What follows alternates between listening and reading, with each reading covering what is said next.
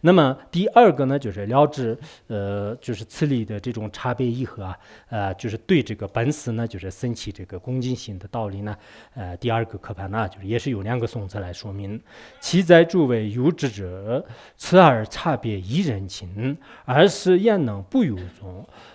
与你深深气恭敬啊，就是这是第一个颂词。第二个颂是就是什么？泥教浩瀚素不尽，总与之言偏语义，获得浓通至定解，也属欲比殊胜乐。那么你的这里面就非常这个稀有的这种感叹词来说啊，所有的这个具有这个通达这个缘起空性和慈悲这个细色的这种智者们呢，智者们的话呢，就完全会明白，就是上面所讲的这个外道和这个内道之间的这个差别啊，就人情呢，这样人情的义和的话呢，那么从这个骨髓里，从心看深处啊，就怎么会是对你的这个教法和对你呢，就是不会升起这个深深的信心和恭敬心呢？啊，真的，如果你真正懂到了一切，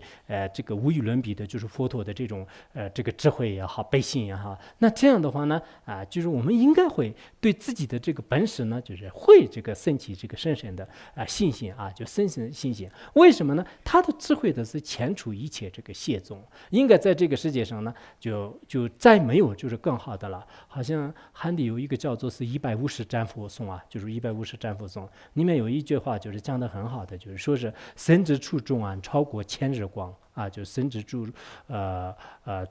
就是处中安，就是什么身过千日光，垂浮诸谢宗，稀有无能比，就稀有无能比，就是说是这个佛陀的这个智慧啊，就是能前出就是众生的这种无量无边的黑暗，就是远远超过这个千百万的这个太阳的光啊，太阳的光，而且它能摧毁呢，就是所有的这个谢宗啊，所有的这个谢宗，所以这一点是极为稀有的，在这个世界上是无与伦比的。可以，我们作为一个修行人的话呢，就是对这个佛陀呢，就是一定会是升起就是极其恭敬心，现在也是这样的，将来也会这样的。对整个人类来讲，唯一的有利的是，不管是你承认不承认的话呢，实际上就是佛教的这个教义。现在很多人是已经知道了的。就是在生活当中呢，真的是这个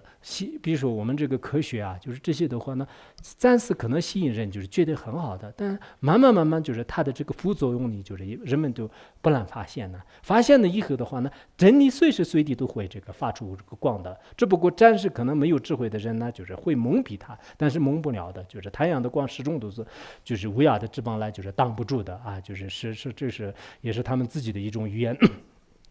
那么就是就是这种真理的话呢，就是始终都是最后就是会这个照耀于整个世界的啊。所以说呢，我们在座的各位也是真正懂到了佛陀的这种智慧这个悲心的话呢，就是谁不会就是对他产生恭敬心呢？一定会是产生恭敬心的。这个理由是什么呢？就是你的这个浩瀚如海的这个教言呢，就是什么这个十二部这个什么这个三藏12部经典这个4大须部等等，就是这些教言就是84000法门，就是那所以这个说不尽的。以前那个应该是杂阿含经里面讲的吧，就是杂阿含经里面第15卷里面呢也说了，就是当时是这个毗婆娑罗王呢，就供养那个金，就是造的那个金饰就是竹林金饰。竹林金饰以后呢，佛陀有一天到那里在一棵树叶下面就是抓一把这个树叶就是一只树下呢就是抓一把这个树叶，然后呢跟这个中卷树就是说整个这个树林里面的这个树多呢，就是还是我树里面的就是这个树叶多。中比丘都异口同声的说，当然是你树里面的这个树是很少很少的。然后佛陀就紧接着说，我所宣说的这个法呢，就是其实我树里面的这个树一样的，我所了知的这个法呢，就是整个这个一片树林里面。我们原来去过那个这个竹林净室就是那个地方就是诸位都是现在也是全部都是树林。然后就是佛陀那么这是为什么呢？因为众生从轮回当中获得解脱的话，那就是只有我这个书里面就述那么多的这个真理的话，那就是已经足够了啊。所以佛陀这个所宣讲的这个法呢，就是可以说是无量无边的，就是包括他当时所宣说的，就是天界农工啊，就是在我们人间不同的地方，藏地的大藏经、汉地的大藏经都不相同的，就是不同的地方都有，有很多多少都不同的。但是这样的这个经典里面呢，我们不要说是全部都是精通啊，就只要是里面的只言片语一点一滴，如果能懂到的话呢，实际上呢，就这种道理呢，不是完全明白，就是大概的就佛陀的几个偈颂和有少的部分呢，就是你大概的了解的话呢，对你来讲是就是获得了殊胜的安乐，赐予这个殊胜的安乐的确也是这样的，就是现在世界上的就是包括商人也好、明星也好、领导也好，我们接触就许许多多的人，他们都经常呢就是讲就是如果这个不是佛教的话呢，就是那么我的这不一定在这个世界上。原来那个就是很多的一些这个企业家就是他们的是特别特别有钱，但是到了一定的时候呢，就是也遇到了各种各样的危怨和痛苦，所以钱财就没办法解决他心里的痛苦，后来就准备自杀，后来遇到佛法之后呢，就不用这个自杀了，就自己可以就是生存下去。那天那个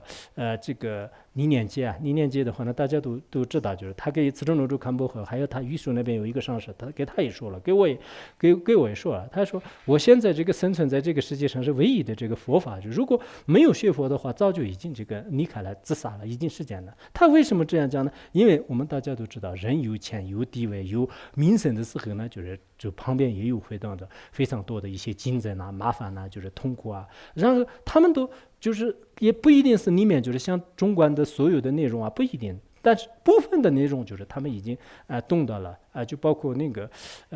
他也是这样讲的，就是那个演什么幸福就像花一样，就是听说那个叫孙俪。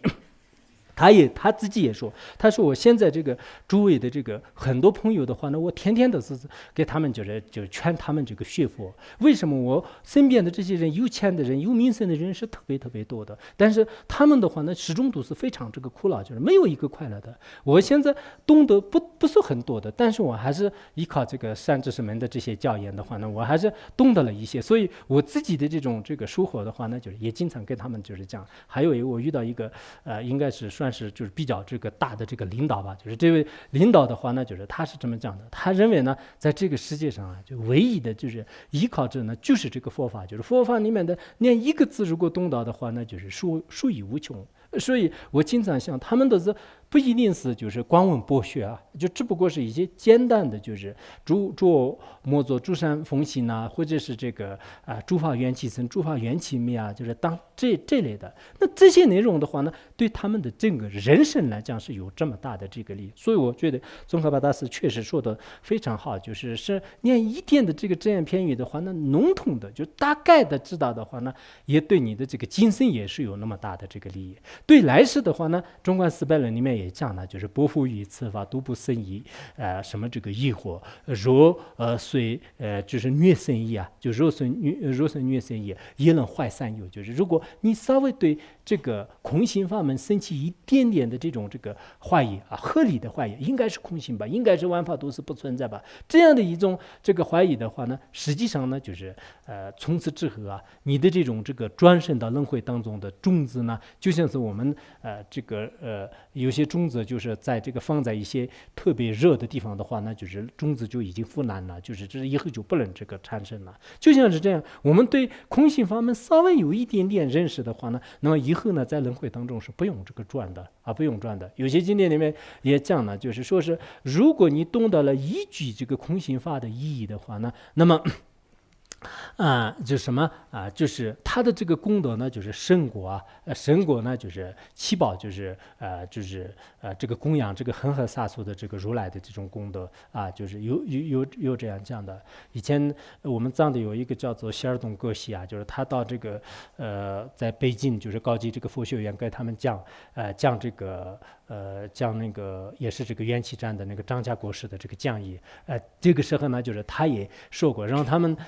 其他的一些这个般若法门和修行法门有一点困难的话，每天能不能念一点这个心经呢？如果每天都是能念心经的话呢，就是实际上以心经的这种简单的这个意义的话呢，对他们的今生来世的事就是得到非常大的这个利益。我也是不管到哪里去的话呢，经常就遇到一些这个佛教的团体啊，或者非佛教的这个团体啊，有些这个企业的话呢，他们就是经常说啊，我们要唱一个歌，就是你选我们唱什么歌，我说是你们唱心经的歌啊，就是因为也有很多人说是你念了心经，就是虽然内容都不懂，但是呢，好像ERPCS都没有的话，那心里很舒服。实际上就是这样的，我们这个空性法门呢，稍微对自己这个带来就我们就是在这个就是这个城市里面的人天天都是为自理，就是忙忙碌碌的。如果一个人稍微敲打你，稍微说是空性的，眼睛没有，鼻子没有，耳朵没有，或者这样的话呢，就真的没有了。那我们不需要那么痛苦啊！我凭什么？我为什么这样痛苦啊？那他会慢慢反省，一反省的话呢，在相续当中就种下这个空性的这种种子就是非常非常有利的。所以我们真的就是这些词就是大家都还是好好的记住，就是念一个简单的这个语言的话呢，就是其实是对我们的这个相续就是带来就是无比的这个利益。我们在座的很多人呢，也是不同程度的这个学了一些这个佛虽然你这个浩瀚如海的经典的对我们来讲文史就还是就是差得很远的，但是部分的内容就部分的内容，如果你懂得以后的话呢，我们都就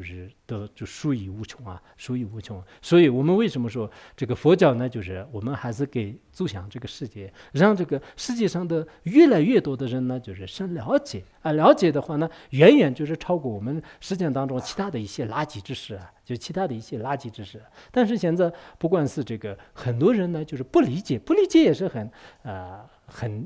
我们也理解你们就是不理解的话呢，就是我们也理解你们，因为你们只有这样的这种心态，只有这个心态还没有开放。虽然说每天都是说改革开放，但实际上是只有这个经济开放，心理还没有开放。心理没有开放，心理一直约束的话呢，那就是人们就是带来的这个痛苦原来文革期间的话呢，就是因为当时这个没有开放就是认为是这个把这个什么这个孔子和中国这个自己的这个传统文化的就是全部都是炸坏了，全部都是就是坏了。但后来就是得到什么的这个利益大家都是应该就是种族主义的，就所以说人的这个口头上说是这个是这个全球化的这个发展，其实呢我们这个很多人的心理呢就是还没有开放就还没有开放，这一点我们也应该这个理解就是要理解。所以就是不管怎么样呢